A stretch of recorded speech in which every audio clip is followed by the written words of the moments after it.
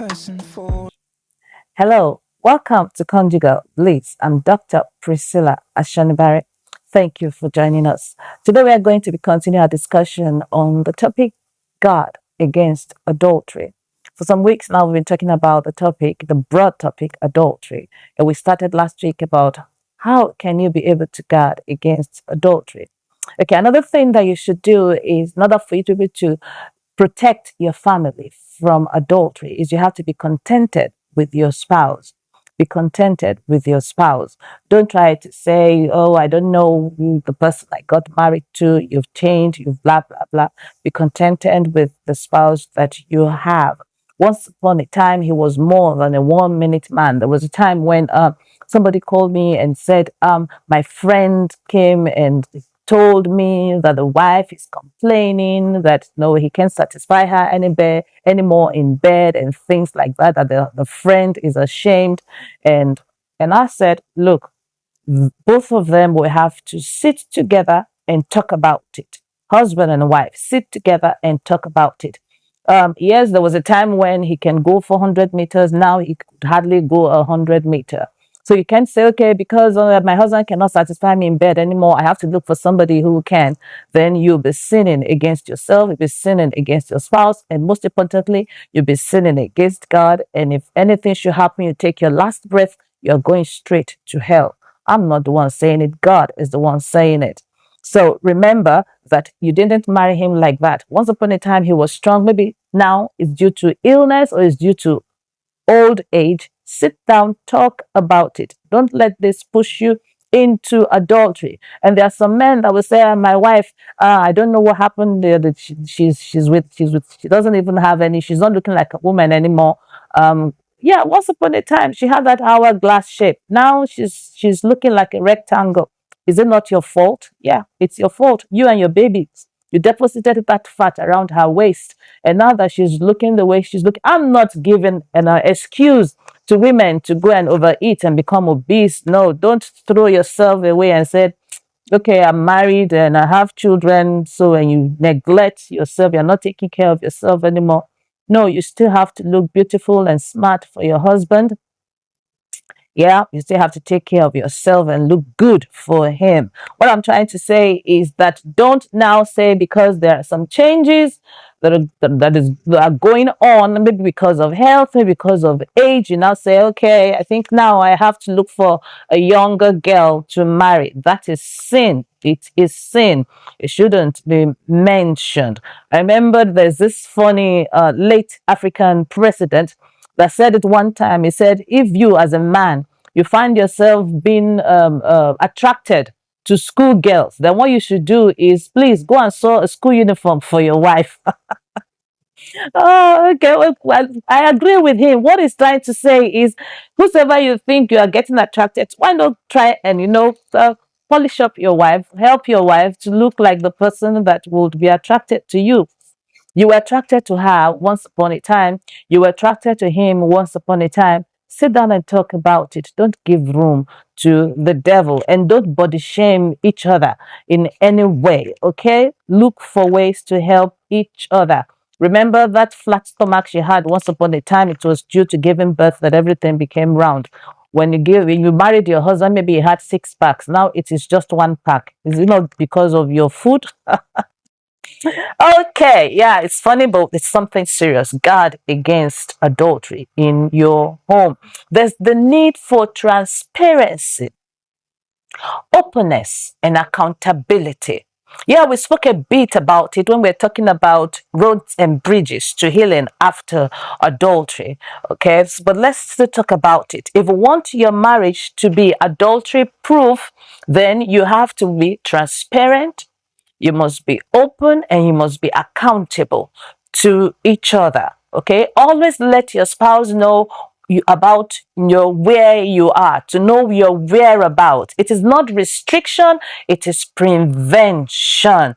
Be friendly and also be wise. That is what I always like to say. Now, another thing that you should do is you be financially accountable to each other. If you can have joint accounts, fine. If you can't have joint accounts, then you can make your spouse to be a signatory to it. If your spouse cannot be a signatory to it, then maybe you should allow your spouse to know the PIN to your ATM. You should allow your spouse to know what is coming in and what is going out. This will prevent you from just spending anyhow. Remember the story I told you about this couple, very influential in the world? And there was a time when the husband went into adultery, and the wife, thank God that they were financially open with each other.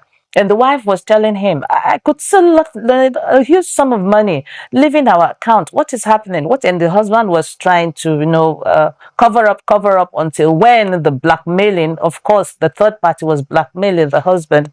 But when the blackmailing was too much, he just couldn't get that sum of money out without the wife getting to know. So he now opened up and said, okay, this is what is happening. The lady had been blackmailing me. And the wife said, oh, okay, when she was telling him that if you give me this sum of money or else I go public and tell the world that you're having an affair with me. And thank God for the wisdom this woman had. She said, no problem. Is that it? No problem. So she called for a press conference and told them, yeah, my husband is into adultery and in a relationship with this lady. And I got to know I've forgiven him and we are moving on. Ooh, and that was the end of it. She couldn't blackmail him anymore.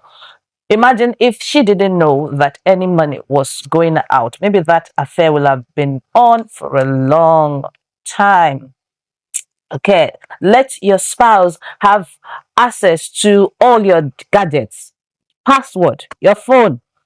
For goodness sake, why will you even have password to your phone, your laptops that your spouse, does not know about? That is wrong. That is wrong. Before you know, you start hiding more than whatever is there. Don't say it's my work and it's my job. Let her and let him know it, and be ready to give details of how you spend your money. If you're asked by your spouse, don't start mumbling and be ready to give details. Don't say, why are you after me? Do you want to monitor how I'm spending? No, your spouse is not monitoring. Your spouse is just trying to watch out for you. Your spouse should also be your next of kin. It is wrong when I hear people saying, my brother is my next of kin. I pity you, because should anything happen to you, your brother will take care of his family first before he will think of yours. So the person that will take care of your children, the way you will want your children to be taken care of, will be your wife. So will be your husband as well. And I'm also talking to some women. They will go and build houses and their husbands will not know. They will write their name of their siblings as their next of kin. I pity you. You are just doing what? Leaving your house unguarded. Anyone will always cater for their family first. And you always know they say self-preservation is just natural to do that. So don't blame them if anything should happen to you and they're using their money to take care of their family and forgetting about your own family. Another thing that you should do in order to guard against adultery is let each other be carried along. When you are investing in anything, carry your spouse along. Purchasing a property, building a house, investing in a business. Don't let there be a time when it's, oh, I forgot to tell you. And that thing has been going on for a long time. It would raise all kinds of questions. Remember, trust is a very, very important foundation in marriage. Carry each other along when making any financial deal. Okay.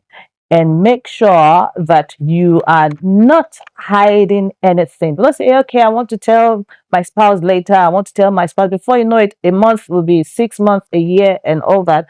And if your spouse get to know, the spouse will be wondering, what else is this woman hiding from me? What else is this man hiding from me? Transparency, openness, and accountability is very important in marriage. If any opposite sex is making passes at you, inform your spouse immediately. Don't even try to slip on it. Inform your spouse immediately. First, it will serve as a support for you, emotional support for you. And the other thing that it would do is it would Help your spouse to know that you are doing all you can to protect your marriage against adultery. It will safeguard you as well because you already know that my spouse knows about it. And should the person persist, you can just tell your spouse to do what? To step in. Not to go and fight that person, but to step in. If that person, for example, is in a place, a colleague that is always making a pass at you, you can just tell your spouse to come and show up. Just come to the office and say hello to you once in a while.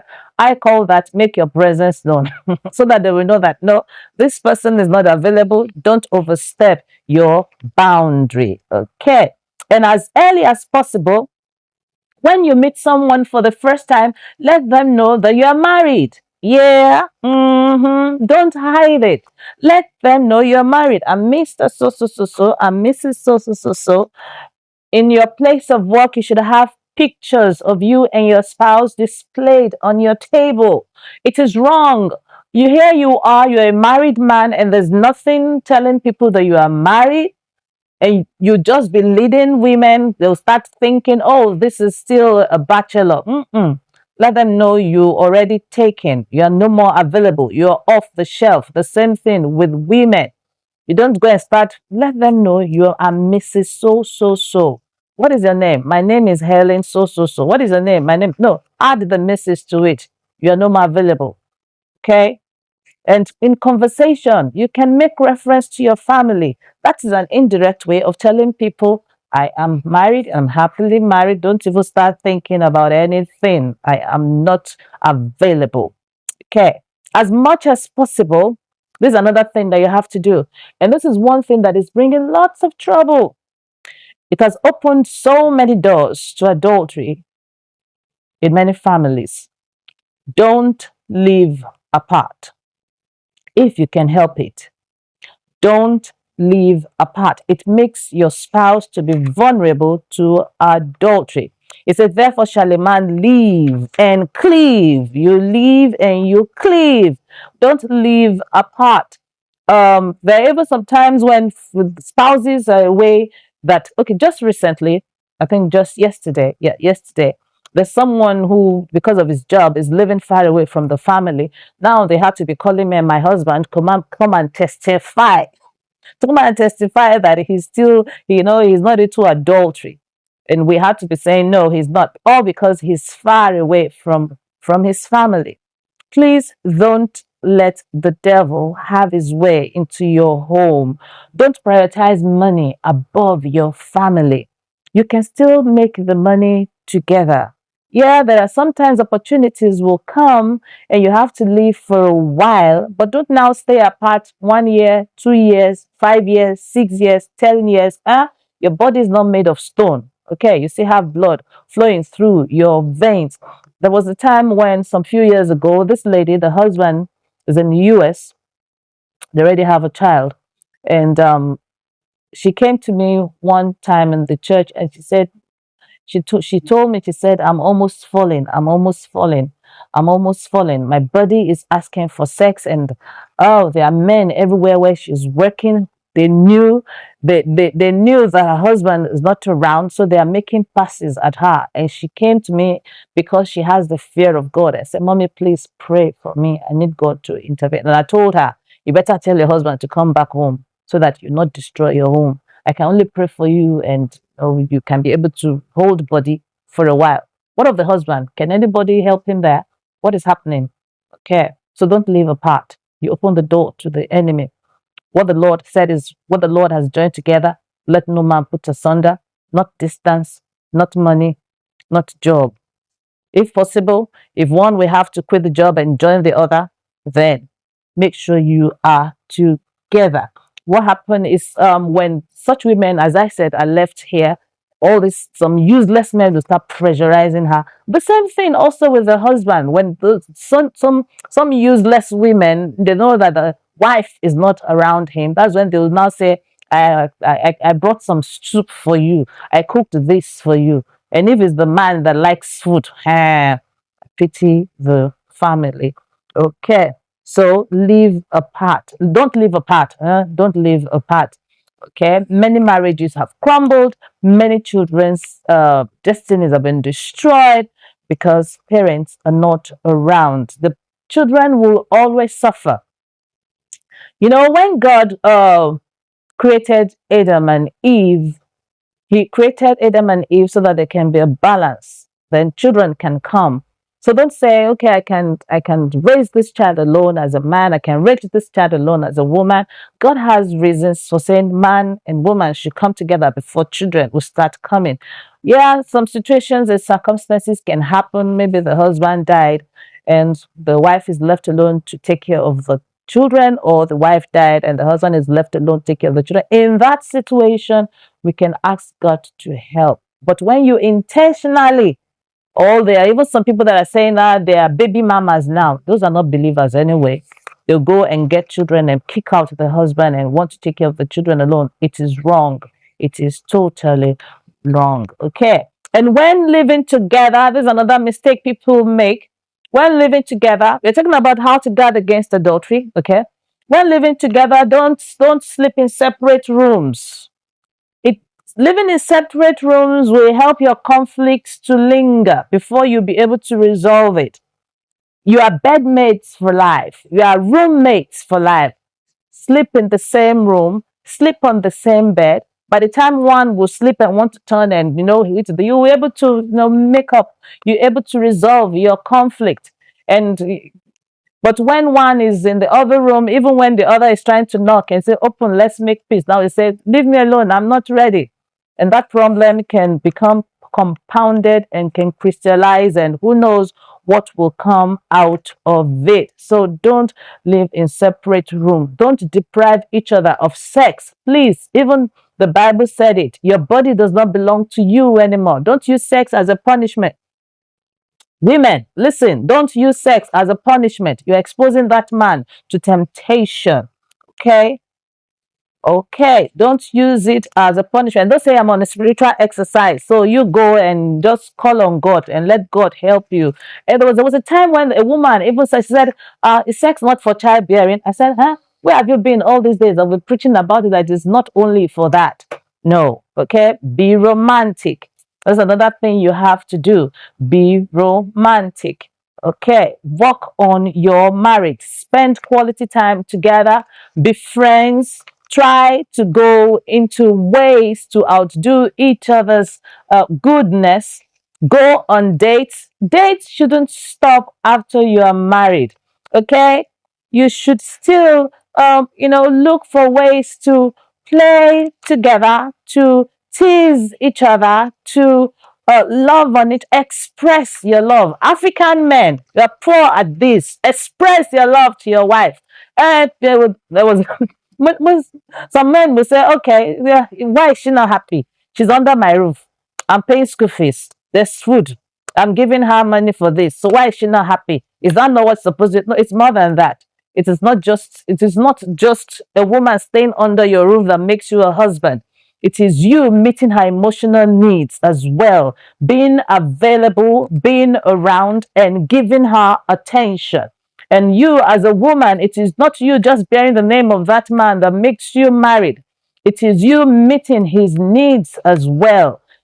You all have needs. Both of you have needs. Solve your conflicts quickly. Don't give the devil a foothold. Prioritize each other's happiness. Be friends. And make sure you don't start what you cannot finish.